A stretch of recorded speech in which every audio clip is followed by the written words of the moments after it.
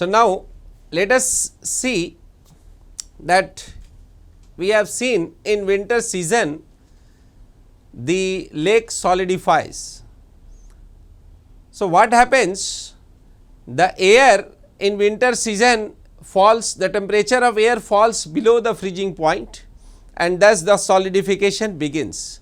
So, let us see how the solidification begins and how much time it takes for the ice to grow. So, let us suppose this is the surface of a lake which has started freezing, and at some time this layer of ice is this much. So, this is ice, that is the frozen lake. Now, in below this still we have water waiting to be solidified.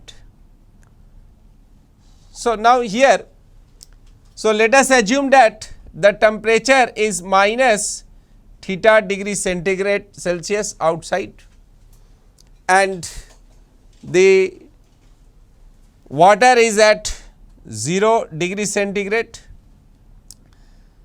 So, now let the temperature of air is at minus theta degree centigrade. Let the thickness of ice formed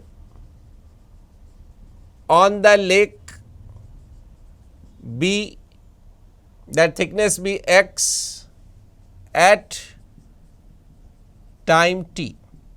So, the solidification begins at t equal to 0, and at time t the thickness has already achieved x. Let in further time dt the thickness of ice increases by dx. So, what is happening?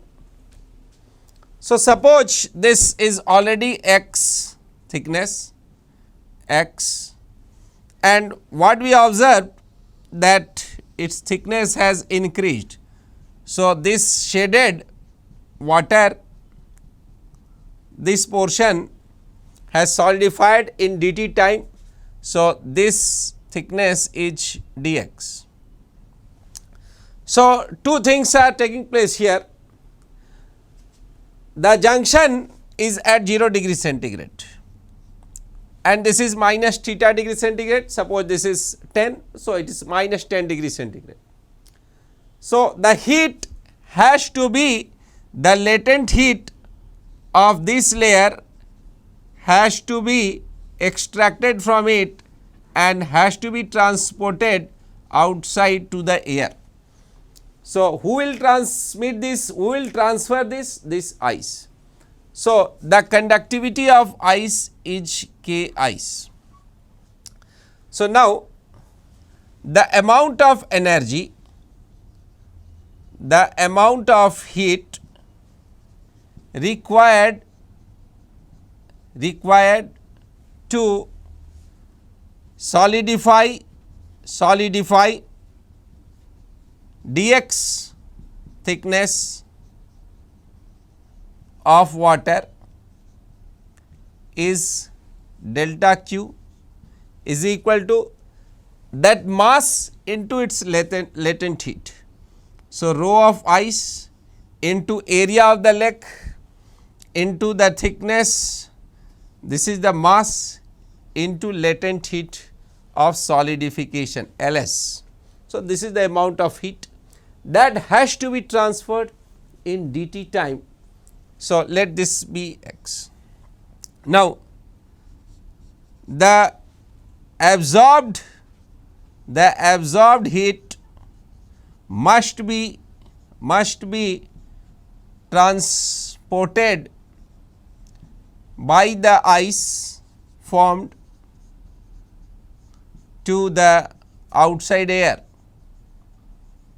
according to the conditions of steady state. So, whatever extra heat it is taking must be transferred. So, at steady state delta Q by delta T will be K conductivity of ice into area into d theta by dx. So, we will substitute these two. This is our Fourier's law of heat conduction through slab.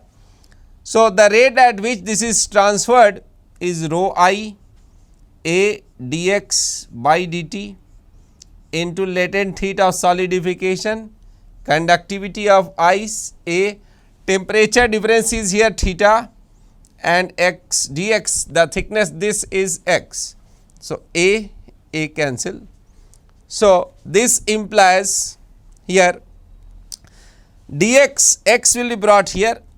So, rho I density of ice, latent heat of solidification Ls, then x into dx will be equal to conductivity of ice, and this is dt here, this is theta, temperature difference into dt. If I integrate x, initially x is 0 to x and time from 0 to t, I will get rho I latent heat, this is x square by 2 is equal to Ki theta into t. So, now you see here that the x will be equal to Ki, that is x square will be equal to Ki, that theta, that is the temperature, into this is 2 times, then it is rho of ice into latent heat of solidification, and this is T. So, x square is equal to this quantity time ticks T. So, x square is proportional to T. So, in 1 hour if certain amount is formed, then in 2 hours that x will be, you see x square is proportional to T. So, suppose in 1 hour 1 meter is formed. So, 2 meter will be formed in 2 square, that means 4 hours.